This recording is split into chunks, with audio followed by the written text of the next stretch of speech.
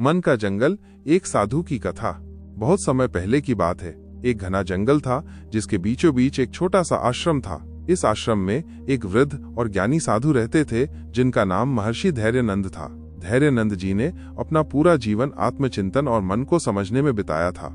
उनके आश्रम के आसपास कुछ छोटे छोटे गांव भी थे जहां के लोग अपनी समस्याओं के समाधान के लिए उनके पास आते थे। एक दिन एक नौजवान युवक जिसका नाम अजित था महर्षि के पास आया। अजित बहुत परेशान और बेचैन दिख रहा था। उसके चेहरे पर चिंता की लकीरें थीं और उसकी आंखें उदासी से भरी थीं।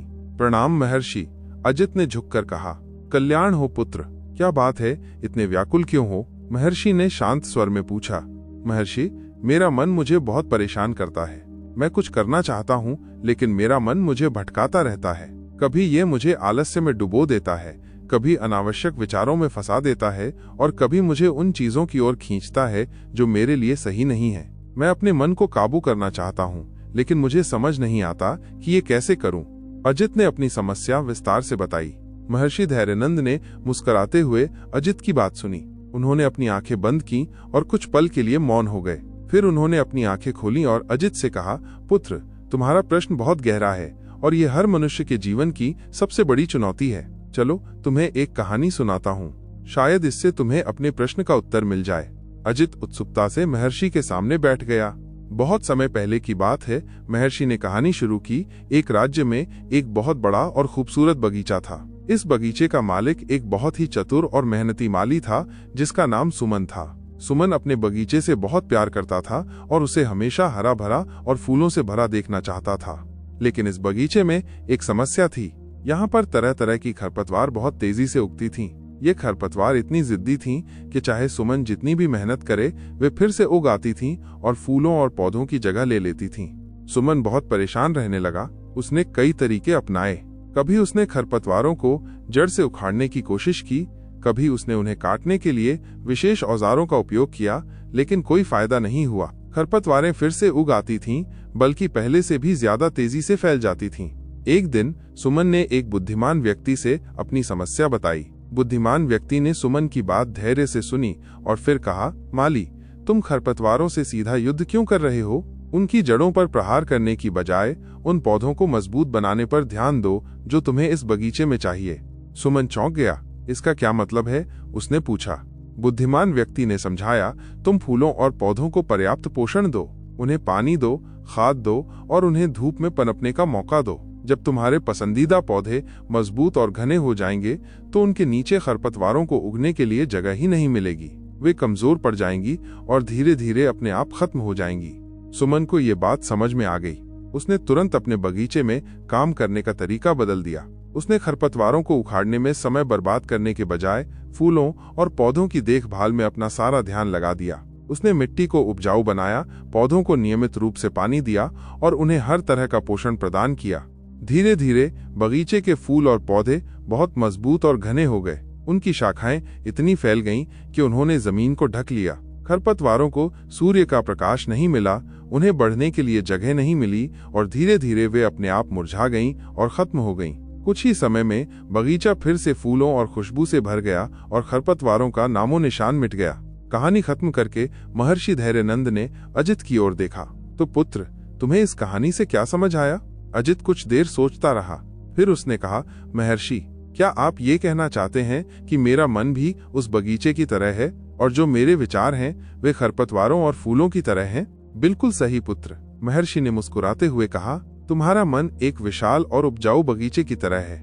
इसमें दोनों तरह के बीज होते हैं, अच्छे विचारों के बीज जो फूल और फल की तरह हैं और बुरे विचारों के बीज जो खरपतवारों की तरह हैं। जब तुम बुरे विचारों पर ध्यान देते हो, उन्हें पोषण देते हो, यानी उन पर बार बार सोचते हो, उनसे चिपके रहते हो, तो वे खरपतवारों की तरह मजबूत होते जाते हैं और तुम्हारे मन के बगीचे में फैल जाते हैं। वे तुम्हारे अच्छे विचारों को पनपने नहीं देते, ठीक वैसे ही जैसे खरपतवारें फूलों को बढ़ने नहीं देती। तो मुझे क्या करना चाहिए महर्षि? अजित ने उत्सुकता से पूछा। जैसे माली ने खरपतवारों से लड़ने के बजाय फूलों को मजबूत बनाया, वैसे ही तुम्हें भी अपने मन में सकारात्मक विचारों को मजबूत बनाना होगा। तुम्हें अपने मन को अच्छी चीजों से पोषण देना होगा। महर्षि ने अजित को कुछ उपाय बताए। 1. ध्यान और साधना। हर सुबह और शाम कुछ समय के लिए शांत होकर बैठो, अपनी सांसों पर ध्यान केंद्रित करो। जब तुम्हारे मन में कोई विचार आए तो उसे बस देखो, उस पर प्रतिक्रिया मत दो, उसे एक बादल की तरह गुजर जाने दो। यह अभ्यास तुम्हारे मन को शांत करेगा और तुम्हें विचारों से अलग होने में मदद करेगा। यह तुम्हारे मन की जमीन को उपजाएगा। 2. सकारात्मक पठन और श्रवण। अच्छी किताबें पढ़ो, ज्ञानवर्धक बातें सुनो, ऐसे लोगों के साथ रहो जो तुम्हें प्रेरित करते हैं। जब तुम अपने मन को अच्छे विचारों से भरते हो तो बुरे विचारों के लिए जगह ही नहीं बचती। 3. कृतज्ञता का अभ्यास। हर दिन उन चीजों के लिए कृतज्ञता व्यक्त करो जो तुम्हारे पास हैं। यह तुम्हें सकारात्मकता की ओर मोड़ेगा और तुम्हारे मन में संतुष्टि का भाव पैदा करेगा। 4. लक्ष्य निर्धारित करना और उन पर काम करना। जब तुम्हारे पास स्पष्ट लक्ष्य होते हैं और तुम उन्हें प्राप्त करने के लिए काम करते हो तो तुम्हारा मन व्यस्त और केंद्रित रहता है, उसे भटकने का मौका नहीं मिलता। 5. आत्मनियंत्रण का अभ्यास। छोटे छोटे फैसलों में अपने मन को नियंत्रित करना सीखो। उदाहरण के लिए, यदि तुम्हारा मन तुम्हें अनावश्यक खाने या सोने के लिए कहता है तो उस इच्छा को पहचानो और जानबूझकर उसके विपरीत कार्य करो। यह तुम्हारी इच्छा शक्ति को मजबूत करेगा। पुत्र, मन को काबू करना एक दिन का काम नहीं है।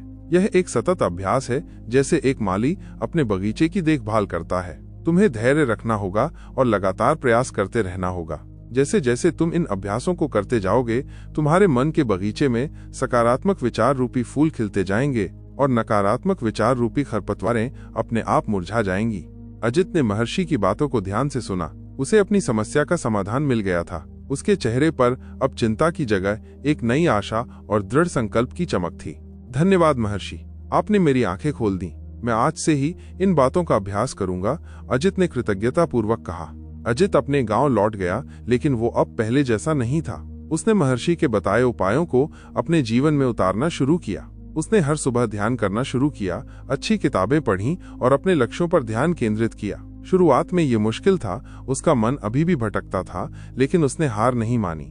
धीरे धीरे अजित ने महसूस किया कि उसके मन में अब शांति और स्पष्टता आ रही है। अनावश्यक विचार कम होने लगे थे और उसकी एकाग्रता बढ़ने लगी थी। वह अब अपने कार्यों को अधिक कुशलता से कर पाता था और उसका जीवन पहले से कहीं अधिक संतुष्टिपूर्ण हो गया था।